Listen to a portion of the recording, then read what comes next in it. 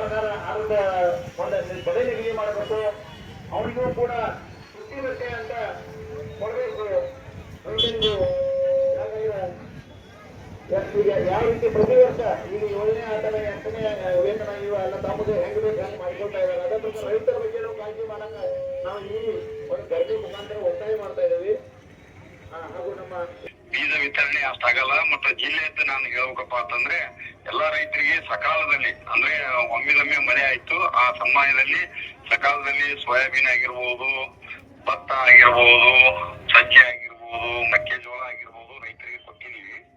ಅದ್ರ ಜೊತೆ ಏನು ಪ್ರವಾಹದಿಂದ ಏನು ಮಳೆ ಮತ್ತು ಪ್ರವಾಹದಿಂದ ಏನು ಹಾನಿಯಾಗಿದೆಯಲ್ಲ ಅದು ಜಂಟಿ ಸಮೀಕ್ಷೆ ಈಗಾಗಲೇ 99% ಪೂರ್ಣಗೊಂಡಿದೆ.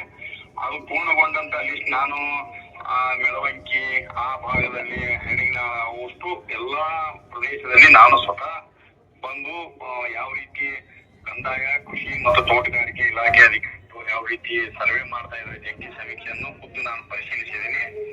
ಅದು ಏನು ನಾವು ಈಗ ಮಾಡಿದ ಲಿಸ್ಟ್ ಅನ್ನು ನಾವು ಈಗ ಪ್ರದರ್ಶನ ಮಾಡ್ತೀವಿ. ಯಾರು ಏನಂತ ಯಾರಾದ್ರೂ ರೈತರು ಹಾಳಾಗಿದ್ದು ಅವರು ಬಿಟ್ಟು ಹೋದ್ರು ಸತಿಗೆ ಸೇರಿಸಿಕೊಳ್ಳುವಂತ ವ್ಯವಸ್ಥೆ ಇರ್ತದೆ. ಈ ಲಿಸ್ಟ್ ಪ್ರದರ್ಶನ ಆದ ಮೇಲೆ ರೈತರು ಏನಾದ್ರು ನಮ್ದು ಹೊಲ ನಮ್ದು ಬಿಟ್ಟು ಹೋಗಿದ್ದಾರೆ, ನಮ್ದು ಸೇರಿಲ್ಲ ಅಂತಂದ್ರೆ ಅವ್ರನ್ನು ಸೇರಿಸಿ ಮತ್ತೊಮ್ಮೆ ಲಿಸ್ಟ್ ಮಾಡಿ ಕಂದಾಯ ಇಲಾಖೆ ಮುಖಾಂತರ ನಾವು ಪರಿಹಾರವನ್ನು ತಕ್ಷಣ ಕೊಡಲಾಗುತ್ತೆ. ಸರ್, ಯಾವ್ಯಾವ ಹಳ್ಳಿಯಾಗ ನೀವು ಒಟ್ಟು ಸರ್ವೆ ಮಾಡಿದ್ರಿ, ತಾಲೂಕು ಆಡಳಿತ ರ್ಯಾಲಿ ಮಾಡೋದು ನಿಮಗೆ ಮಾಹಿತಿ ಏನೋ ಬಂದೈತೆ ಇಲ್ಲ ಸರ್? ಐತ್ರಿ, ನಮ್ಮ ಇವ್ರ ಹೋದಾಗ ಐತಿ ನೋಡ್ರಿ, ಯಾರು ನರಾಪುರ ಹತ್ರ ಐತಿ. ಗಣೇಶರೇ, ನಾವು ನಿಮ್ಮ ಪರವಾಗಿದೀವಿ. ನಿಮ್ಮ ರೈತರ ಏನಂತಾರ ಬೇಡಿಕೆಗೆ ಖಂಡಿತ ಸ್ಪಂದನೆ ಮಾಡ್ತೀವಿ. ನೀವು ರಾತ್ರಿ ಬಾರಕ್ ಫೋನ್ ಹಚ್ಚಿದ್ರು ನಾವು ನಿಮ್ಮ ಪರವಾಗಿ ನಾವು ಸ್ಪಂದನೆ ಮಾಡ್ತೀವಿ. ಮತ್ತೆ ಒಂದೇ ಎಲ್ಲಾನು ನಾನು ಒಂದೇ ಇದರಲ್ಲಿ ಎಲ್ಲಾನು ಈಡೇರಿಸ್ತೀವಿ ಅಂತ ನಾನು ಹೇಳಲ್ಲ. ಹಂತವಾಗಿ ನಿಮ್ಮ ಏನೇ ಬೇಡಿಕೆಗಳಿದ್ರು ನಾವು ಮಾಡ್ತೀವಿ. ಸರ್, ಈಗ ತಾಡಪತ್ರಿ ಬಂದಲ್ರಿ? ಕೊಡ್ತೀವಲ್ರಿ, ನಿಮಗೆ ಕೊಡ್ತೀವಿ. ಅಂದ್ರೆ ಈಗ ಎಷ್ಟು ಬಂದಿರ್ತಾವ ನಿಮ್ಗೆ ಇನ್ನು ಯಾರಿಗೆ ಬೇಕಂತ ಹೇಳ್ರಿ, ಒಂದು ಲಿಸ್ಟ್ ಮಾಡಿ ನಮ್ಮ ನರಾಪುರಕ್ಕೆ ಕೊಡ್ರಿ, ನಾವು ತರಿಸ್ಕೊಡ್ತೀವಿ. ಸರ್, ನಮ್ಗೆ ಈಗ ಸದ್ಯ ಗೋಕಾಕ ಇದು ಮೂಡ್ಲಿಗೆ ಕೂಡಿಕೆಸಿಂದ ನಮಗೆ 4 ಲೋಡ್ ತಾಡಪತ್ರಿ ಒಂದು ವಾರದಾಗ ಕಳಿಸ್ಬೇಕ್ರಿ. ಯಾಕಂದ್ರೆ ಈಗ ಸದ್ಯ ಈಗ ಮೆಲ್ಲಾಡ್ದಾಗ ಮೇಲಾಡಿ ಜ್ವಾಳ ಬಂದೈತ್ರಿ, ಸೋಯಾಬೀನ್ ಬಂದೈತಿ. ಎಲ್ಲಾ ಬೆಳಗಾವಿ ಜಿಲ್ಲೆ ಎಲ್ಲಾ ತಾಲೂಕಿಗೆ ಒಂದೊಂದು ಲೋಡ್ ಕಳಿಸ್ರಿ. ಗೋಕಾಕ ತಾಲೂಕಿಗೆ ಒಂದು 2 ಲೋಡ್ ಹೆಚ್ಚು ಕಳಿಸ್ರಿ ಸರ್. ಕಳಿಸ್ರಿ ಸರ್. ಈಗ ಸರ್ವೆ ಮಾಡಿದ್ರೆ ನಮಗೆ ಮಾಹಿತಿ ಕೊಡ್ಬೇಕು ಸರ. ದಯವಿಟ್ಟು ನೀವು ಏನೇ ಆದ್ರೂ ನೇರವಾಗಿ ರೈತರ ಜೊತೆ ಸಂವಾದ ಮಾಡ್ರಿ ಸರ. ಮತ್ತೆ ಯಾವುದೇ ನಿಮ್ಗೆ ಅನುಕೂಲ ನಮಗೆ ರೈತರ ಏನೇನಿಗೆ ಸಬ್ಸಿಡಿ ಬಂದೈತಿ ಅಂತ ತಕ್ಷಣ ಒಂದು ಲೈವ್ ಮುಖಾಂತರ ಮಾತಾಡಿ ನೀವು ಎಲ್ಲರಿಗೂ ಮುಟ್ಟುವಂತ ಕೆಲಸ ನೀವು ಮಾಡ್ಬೇಕಂತ ಹೇಳ್ತೀನಿ ಸರ್. ನೀವು ಇವತ್ತು ಇಲ್ಲಿ ನಮ್ಮ ಸಾವಿರಾರು ಜನ ರೈತರ ಜೊತೆ ಸಹ ಒಂದು ಒಳ್ಳೆ ಬಾಂಧವ್ಯದಿಂದ ಮಾತಾಡೋದಕ್ಕೆ ನಿಮ್ಗೆ ನಮ್ಮ ರೈತ ಸಂಘದಿಂದ ಧನ್ಯವಾದ ಹೇಳ್ತೀನಿ. ಮುಂದಿನ ದಿನಮಾನಗಳಲ್ಲಿ ನೀವು ನಮ್ಮ ಪರವಾಗಿದ್ದೀರಿ, ಇಲಾಖೆ ಪರವಾಗಿದ್ದೀರಿ.